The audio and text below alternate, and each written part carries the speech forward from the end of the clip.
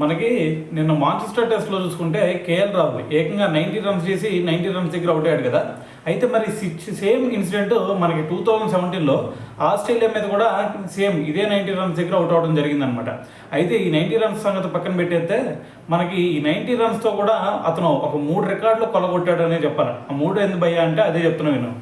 మనకి ఫస్ట్ వచ్చేసరికి వీరేంద్ర సెహ్వాగ్ రికార్డు బద్దలు కొట్టాడు. ఫస్ట్ వీరేంద్ర సెహ్వాగ్ రికార్డు ఏంటంటే మనకి సేనా కంట్రీస్ మీద ఒక ఇండియన్ ఓపెనర్ అత్యధిక పరుగులు చేసింది ఎవరు అంటే మనకి ఫస్ట్ గుర్తొచ్చేది సెహ్వాగే. ఎందుకంటే సెహ్వాగ్ ఏకంగా 1578 రన్స్ చేశాడు అప్పుడు. అయితే మరి ఆ రికార్డ్ని ఇప్పుడు మనకి కేఎల్ రాహుల్ బ్రేక్ చేశాడు. సో అయితే దీంట్లో చూసుకుంటే మరి కేఎల్ రాహుల్ ఏకంగా 1782 రన్స్ అయితే చేసి మరి ఆ రికార్డుని బ్రేక్ చేశాడు. అయితే అది పక్కన పెట్టయితే మనకి సెకండ్ రికార్డ్ ఏంది భయ్యా అంటే మనకి నిన్న శుభ్మన్ గిల్ అలాగే కేఎల్ రాహుల్ వీళ్ళిద్దరు కూడా ఒక పార్ట్నర్షిప్ బిల్డ్ చేశారు కదా, మంచి పార్ట్నర్షిప్. అయితే ఈ మధ్యలో వీళ్ళు ఎన్ని బాల్స్ ఎదుర్కొన్నారు తెలుసా? ఏకంగా 417 బాల్స్లో ఎదుర్కొన్నారు.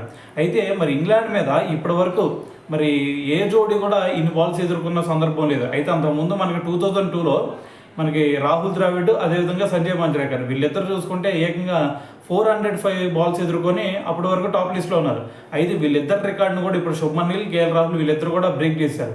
అయితే మరి దాని తర్వాత ఇంకోటి అన్నావు కదా, 3వ రికార్డు ఎందుకు భయ్యా అంటే మనకి 3వ రికార్డు వచ్చేసరికి మనకి ఇక్కడ శుభ్మన్ గిల్ అలాగే కేఎల్ రాహుల్ వీళ్ళిద్దరు కూడా ఈ సిరీస్లో చూసుకుంటే 500 అబౌవ్ రన్స్ కొట్టారు కదా. మరి ఇప్పటి వరకు మన ఇండియన్ క్రికెట్ చరిత్రలో ఒక్క సిరీస్లో 500 అబౌవ్ చేసిన ఇద్దరు ప్లేయర్స్ ఎవరన్నా ఉన్నారంటే మనకి సునీల్ గవాస్కర్ అలాగే దిలీప్ సర్దేశాయ్. సో వీళ్ళిద్దరు ఉండేవాళ్ళు. సో అయితే ఇప్పుడు వాళ్ళిద్దరు రికార్డ్ని బ్రేక్ చేశారు ఇక్కడ కేఎల్ రాహుల్ అలాగే శుభ్మన్ గిల్.